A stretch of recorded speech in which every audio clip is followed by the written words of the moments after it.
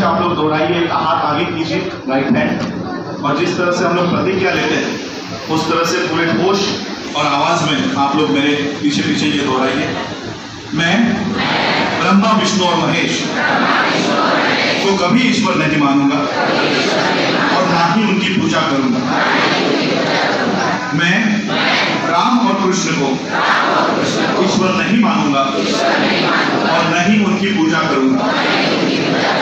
मैं गौरी गणपति आदि हिंदू धर्म के किसी भी देवी देवताओं को नहीं मानूंगा और ना ही उनकी पूजा करूंगा। ईश्वर ने अवतार लिया, इस पर मेरा विश्वास नहीं है। मैं ऐसा कभी नहीं मानूंगा कि तथागत बुद्ध विष्णु के अवतार हैं। ऐसे प्रचार को मैं पागलपन और झूठा प्रचार समझता हूँ। मैं श्राद्ध कभी नहीं करूंगा और न ही कभी पिंडदान करूंगा। मैं बुद्ध धर्म के विरुद्ध कोई भी आचरण नहीं करूंगा। मैं कोई भी क्रियाकर्म ब्राह्मणों के हाथों से नहीं करवाऊंगा। मैं इस सिद्धांत को मानूंगा कि सभी मनुष्य एक समान हैं। मैं समानता की स्थापना के लिए प्रयत्न करूंगा। मैं तथागत बुद्ध के अष्टांग मार्ग का पूरा पालन करूंगा। मैं तथागत बुद्ध के बताए हुए 10 पारमिताओं का पूरा पालन करूंगा। मैं प्राणी मात्रा पर दया रखूंगा और उनका लालन पालन करूंगा। मैं चोरी नहीं करूंगा, मैं झूठ नहीं बोलूंगा, मैं व्यभिचार नहीं करूंगा, मैं शराब नहीं पीऊंगा।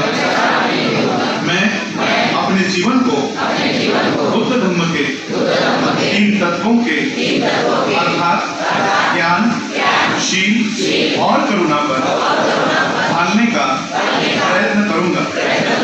मैं मनुष्य मात्रा की उन्नति के लिए हानिकारक तथा मनुष्य को ऊंच नीच मानने वाले अपने पुराने हिंदू धर्म को पूरी तरह से त्यागता हूँ और बुद्ध धर्म को स्वीकार करता हूँ। मेरा ये पूरा विश्वास है कि तथागत बुद्ध का धर्म ही सही धर्म है। मैं ये मानता हूँ कि मेरा अब नया जन्म हो रहा है। मैं ये पवित्र प्रतिज्ञा करता हूँ कि आज से मैं बुद्ध धर्म के अनुसार आचरण करूंगा। डॉक्टर बाबा साहब अम्बेडकर की, डॉक्टर बाबा साहब अम्बेडकरांचा, डॉक्टर बाबा साहब अम्बेडकरांचा, डॉक्टर बाबा साहब अम्बेडकरांचा। सगळेजण आपल्या आसनावर आसनस्थ व्हा। जय भीम, नमो बुद्धाय। सर, आप जो नागपुर में आज आए हो, किस मकसद से आप नागपुर में हैं? देखिए, हम लोग ये सिर्फ नागपुर में ही नहीं, ऑल ओवर इंडिया घूम रहे हैं और बौद्धों की स्वतंत्र व्यवस्था खड़ी हो, इसके लिए हम लोग प्रयास कर रहे हैं। और नागपुर के कमेटी ने बौद्धों की क्या समस्या है और उसके ऊपर हम क्या मार्ग निकाल सकते हैं, उसका ये चर्चा सत्र यहाँ रखा था। और उसी के माध्यम से बौद्धों की समस्या क्या है, जैसे हमारी आइडेंटिटी क्राइसिस है कि जनगणना के समय हम लोगों को बहकाया जाता है, महार लिखो, मातंग लिखो, चमार लिखो, ढोर लिखो। अब बाबा साहब ने जिस उद्देश्य से हमको बौद्ध बनाया है, वो जाति लिखकर कहीं ना कहीं हम बाबा साहब को धोखा दे रहे हैं। तो वो बातें यहाँ एक्सप्लेन की गई। और आज जिन लोगों का बुद्धिज़्म से कोई लेना देना नहीं है, ऐसे लोग वर्ल्ड में जाके अपने आप को बुद्धिस्ट क्लेम कर रहे हैं और हम लोग यहाँ पर महार, मातंग, चमार, ढोर के नाम से आपस में ही लड़ रहे हैं।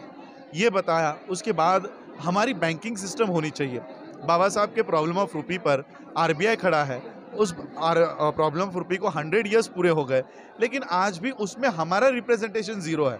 इसलिए बाबा साहब के विचारों के ऊपर काम करके हमको खुद की बैंकिंग सिस्टम के ऊपर काम करना चाहिए, एजुकेशन सिस्टम के ऊपर काम करना चाहिए। ये सारी बातें आज यहाँ पर हुई। आने वाले समय में बौद्धों की एक ऐसी व्यवस्था कायम होगी कि सरकार किसी की भी हो, किसी भी बौद्ध को सरकार के सामने हाथ फैलाने की जरूरत ना पड़े, ऐसी एक व्यवस्था हम भारत के बौद्धों को देना चाहते हैं। सर, एक तरफ तो ऐसा दिखाई पड़ता है कि जो मनुवादी व्यवस्था है पूरे भारत में आज उसका वर्चस्व दिखाई दे रहा है। बाबा साहब की जयंती के मनाने के लिए भी लोगों को मार दिया जा रहा है। जी। तो इस परिस्थिति में, इस व्यवस्था में आप जो आपका जो सपना है ये किस तरह से पूरा करेंगे? देखिए, हम लोगों को ये जो पूरे व्यवस्था हमको हिंदुइज्म में ढाल रखना चाहती है, दलित बना के रखना चाहती है, हमको वहाँ से बाहर निकलना होगा। अपनी खुद की सिस्टम जब तक हम तैयार नहीं करेंगे, जब तक ये समाज इकट्ठा नहीं होगा। आज जैसे नांदेड़ का प्रकरण ले लो, अक्षय भालेराव को मारा जाता है, और जिस तरह से पूरे बौद्धों ने उठकर, अम्बेडकराइट्स लोगों ने उठकर आंदोलन करना चाहिए, भले वो मेन एक्यूज बाहर है, लेकिन फिर भी वो आंदोलन खड़ा हुआ देखने को नहीं मिलता है। तो इसलिए हम लोगों को इकट्ठा ऑर्गेनाइज लोगों को करना होगा, वरना इस तरह की मनुवादी ताकतें हमेशा हमको एक्सप्लॉइट करते ही रहेंगे। सर, एक आखिरी सवाल पूछूंगा मैं आपसे कि जो आपने बुद्धा यूनिवर्सिटी और बुद्धा बैंक के बारे में कहा है, तो इसमें बाकी बहुजन समाज कहाँ है? देखिए, बाकी का बहुजन समाज हो या ना हो, वो उनके समाज के लोगों का काम है। मैं बौद्धों के लिए काम करता हूँ। जिस तरह से किसी क्रिश्चियन को क्रिश्चियन बैंक बनाने का अधिकार है, किसी मुसलमानों को मुस्लिम यूनिवर्सिटी बनाने का अधिकार है, क्या मुझे अपना बुद्धिस्ट यूनिवर्सिटी बनाने का अधिकार नहीं है? इस देश का संविधान मुझे बौद्धों के लिए काम करने का भी अधिकार देता है।